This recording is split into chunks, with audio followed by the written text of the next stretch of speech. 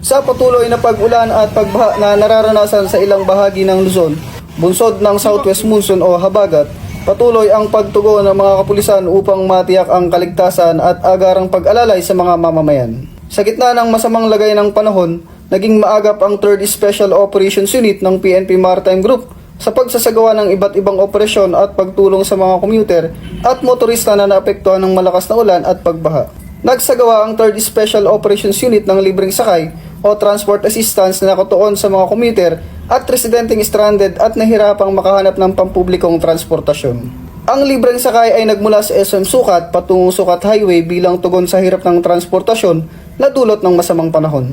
Humigit kubulang 100 pasahero ang nakinabang sa libreng transportasyon at ligtas na karating sa kanilang mga destinasyon. Pagsapit naman ng gabi, nagpatuloy ang operasyon ng libreng sakay mula Baclaran patungong Bacoor City, Cavite. Sa pamamagitan ng agarang deployment, naihatid ang mga computer ng ligtas sa kanilang mga destinasyon habang patuloy na binabantayan ang kanilang kalagayan sa kabila ng hindi magandang panahon. Samantala, ipinakita rin ng mga tauhan ang kanilang malasakit sa mga motorista. Dakong alas 4 ng hapon, araw ng Lunes, Agosto 17 taong kasalukuyan, habang nagsasagawa ng pag-iikot sa Padre Diego Serra Avenue, Las Piñas City, napansin ng mga tauhan ng isang Mitsubishi Adventure na bahagyang na-stuck matapos mahulog ang isang gulong nito sa roadside drainage canal. Agad na huminto ang mga tauhan upang tumulong sa driver. Sa pamamagitan ng sama-samang pagkilos at maingat na pagmamaniobra, matagumpay na naiahon at naalis ang sasakyan mula sa kanal.